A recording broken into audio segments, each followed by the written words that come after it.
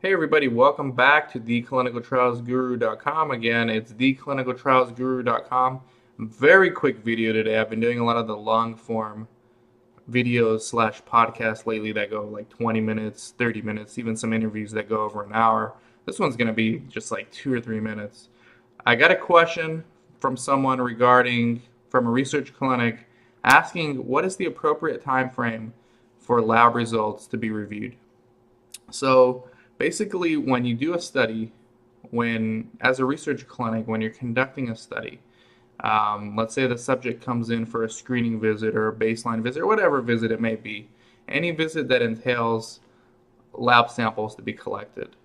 You'll collect the lab samples, you'll ship them off to the central lab, or you'll use your local lab. Some people use local labs so that they can get the results instantly, but most clinics use the central labs.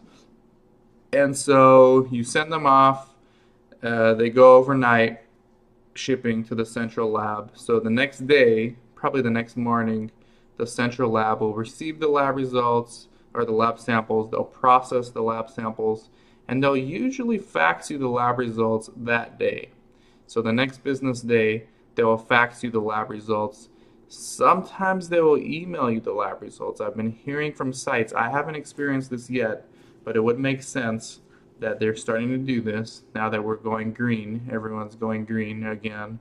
I've heard some sites saying that they only receive emails, but that's another topic for another day. So, anyways, you'll get the lab results usually faxed back the next business day.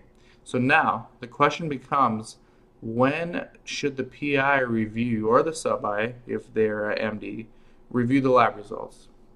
And by the way, the PI should review them regardless of whether another MD sub-I is reviewing them or not. This is going back to PI oversight. When is an appropriate time for the PI to review the lab results? And the answer is as soon as possible. If the PI can review the lab results as soon as they're faxed, the PI should assign a date, maybe even time, mark down the time that he or she reviewed their lab results. It is acceptable to review the lab results up to 24 to 48 hours after. Now, notice this does not mean business days. This means real hours, especially if there's any alerts on the lab that would impact subject safety. So, as an example, if you collect lab samples on a Friday, you ship them out on Friday, the central lab receives them Saturday, they analyze them Saturday, and they fax the results in over the weekend. Technically, if you wait till Monday to review the lab results, you're probably not going to get in trouble, but technically they should be reviewed within 24 to 48 hours of receiving them. So if you wait till Monday morning, and as many sites know, the PI won't review them till Monday afternoon, sometimes even Tuesday the next day. If you keep doing that consistently, it could become a problem if the FDA were to audit or an IRB were to audit, as far as subject study participant safety is concerned, especially if there's lab results.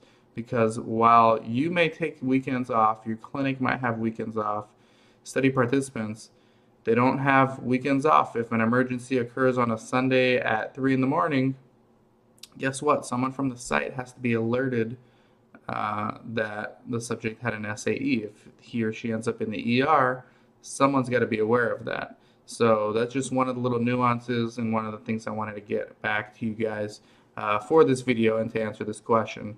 I want to give my clinical trial guru producers a shout out and thank you for the questions. Keep them coming.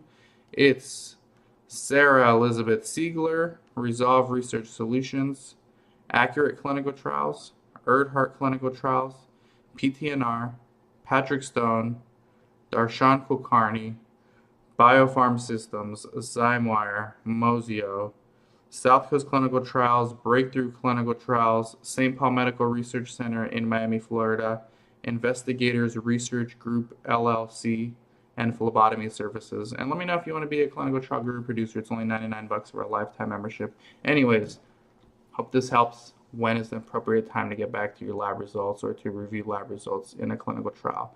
Thank you for watching. Dan from theclinicaltrialsguru.com. Take care.